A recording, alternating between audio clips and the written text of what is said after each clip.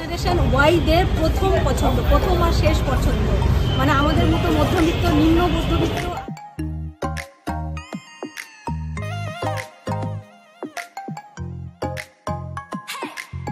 নমস্কার বন্ধুরা, আমি চন্দ্রিমা ডেলি ব্লগে আপনাদের নতুন করে আরেকবার স্বাগত জানাই। আজকে আমি আপনাদেরকে সঙ্গে করে নিয়ে যাব একটা শপিং কমপ্লেক্সে। কোথায় যাচ্ছি, কিভাবে যাচ্ছি, সেখানে খুব কম প্রাইসে নাকি জিনিসপত্র পাওয়া যায়, কেন পাওয়া যায়, তার সমস্তটা কিছু আমি আপনাদের সাথে শেয়ার করব। তো শুরু থেকে শেষ পর্যন্ত আমার ব্লগটা প্লিজ দেখতে থাকুন, আর কেমন লাগলো সেটা ব্লগের শেষে অবশ্যই জানাবেন।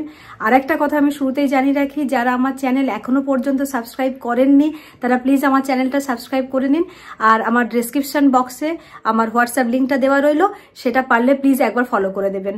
তো চলুন আমার সাথে, দেখুন আমি আজকে কোথায় যাচ্ছি আর কতটুকু ইনফরমেশন আমি আপনাদেরকে দিতে পারি, তাতে কতটুকু আপনাদের হেল্প হয়।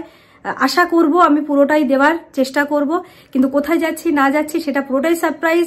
পুরোটাই দেখতে থাকুন ব্লগটা, তাহলেই বুঝবেন। তো চলুন।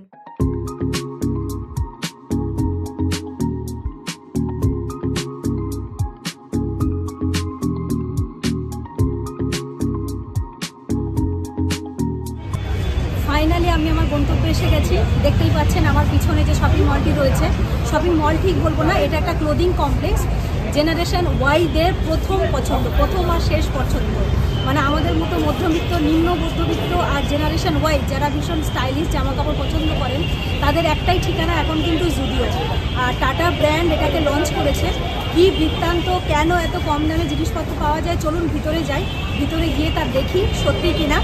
আর আমি শুনেছি এদের কালেকশন নাকি ব্যাপক হয় না, কতটা সত্যি, কতটা নেগেটিভ প্রচার বা কতটা সত্যি ভালো, সম্পূর্ণটা আমি ভিতরে না গেলে বলতে পারবো না, আমি যা শুনেছি মাত্র।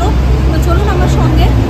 আর আমি বাইরে থেকে দেখতে পেলাম উৎকর্ষ কালেকশন, মানে বাইরে থেকে দেখে আমার মন পড়ে গেছে, ভিতরে ঢুকলে জানি না কি হবে। তো চলুন। আমি আজ এসেছি চৌরঙ্গি রোডের উপর জুডিওটাতে, যেটা কিনা একেবারে রবীন্দ্র সদন মেট্রো স্টেশন থেকে বেরিয়ে সামনে এক্সাইড বিল্ডিং এর পাশে। আমার বাড়ির কাছাকাছি অবশ্য লেক মলের জুডিওটি পড়ে, কিন্তু সেখানকার থেকে শুনেছি এটা আরো বেশি স্কোয়ার ফিট নিয়ে আর বেশি নাকি জামা কাপড়ের সম্ভার। তো দেখা যাক ভিতরে, চলুন আমার সঙ্গে।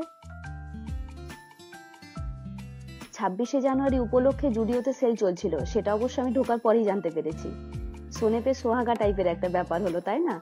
তো এখানকার কিছু আইটেমস আর তাদের প্রাইস ট্যাগ দেখতে দেখতে আমি বরং কিছু কথা আপনাদের জানিয়ে রাখি এই ব্র্যান্ডটির সম্বন্ধে। কলকাতা বা তার পার্শ্ববর্তী এলাকায় কিছু ব্র্যান্ড তাদের অতি পরিচিতি নিয়ে দীর্ঘ বছর সাম্রাজ্য করে আসছে, আর আমাদের কিন্তু উপকারও করে আসছে। হ্যাঁ বন্ধুরা, উপকারই বলবো, কারণ আমাদের মতো সাধারণ মধ্যবিত্ত ঘরে মানুষদের কাছে যেখানে শপার স্টপ, প্যান্টালুন্স, ইভেন টাটার আর একটা ব্র্যান্ড ওয়েস্ট সাইড মানে ছ্যাঁকা খাওয়ার মতো, সেখানে কিন্তু বাজার কলকাতা, এম বাজার, সিটি স্টাইল এগুলো কিন্তু খুবই পরিচিতি নাম, আর সাধ্যের মধ্যে পকেট ফ্রেন্ডলিও। তো জুডিও নামটি হয়তো এখন খুব ব্যাপকভাবে পরিচিতি লাভ করেনি, হয়তো অনেকে জানেন আবার অনেকে জানেনও না। আমার মতো যারা আছেন, যাদের কাছে স্বাদ আছে লাক্সারি ব্র্যান্ডের কিন্তু পকেট গড়ের মাঠ, তাদের কথা ভেবে টাটা গ্রুপ 2016 সালে ব্যাঙ্গালোরে প্রথম জুডিও স্টোর লঞ্চ করেন। বর্তমানে জুডিওর 460টি আউটলেট। আমি শুনেছি আরো যে 2025 সালের মধ্যে 200টি আউটলেট নাকি ওপেন হবে। তো একেবারেই ট্রেন্ডি পোশাকের সম্ভার এখানে। এখানকার জিনিসপত্রের দাম শুরু হয় 29 টাকা থেকে আর শেষ হয় 999 টাকায়। ভাবুন একবার, এখানে যে জিনিসটা ধরুন আপনি 599 টাকায় কিনছেন, টাটারই আরেকটি ব্র্যান্ড যেটা হচ্ছে ওয়েস্ট সাইড, সেটা কিন্তু আপনার 3 গুণ 4 গুণ দাম দিয়ে সেম জিনিসটা কিনতে হবে।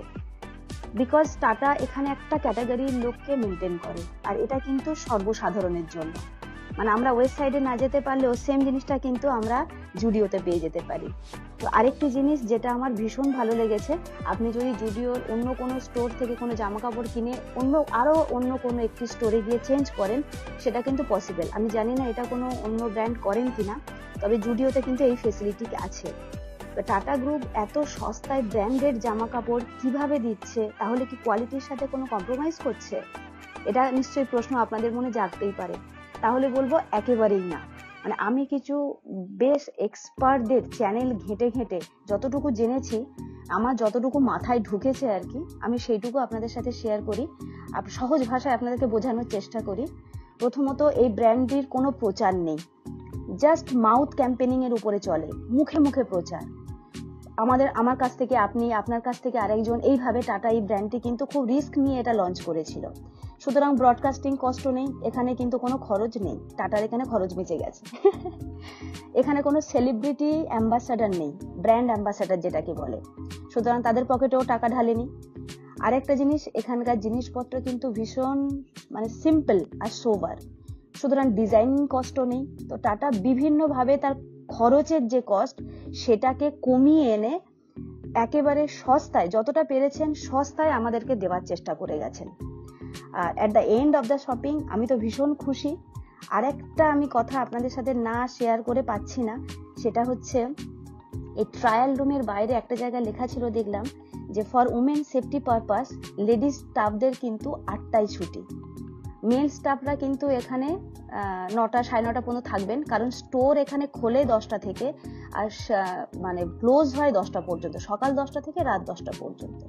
তো এত কিছু একমাত্র টাটাই কিন্তু ভাবতে পারেন, তো তাই না? তো আমি বেশ কিছু জিনিসপত্র কিনেছি, সেল থেকে কিছু কিনেছি, বা এমনি যেগুলো প্রাইস নর্মাল প্রাইস ট্যাগ রয়েছে সেখান থেকে কিনেছি। তো আপনাদেরও সেগুলো দেখাই, কেমন লাগছে আপনারা দেখে অবশ্যই কমেন্ট করবেন। আপনারা কি আমার মতো চা লাভার?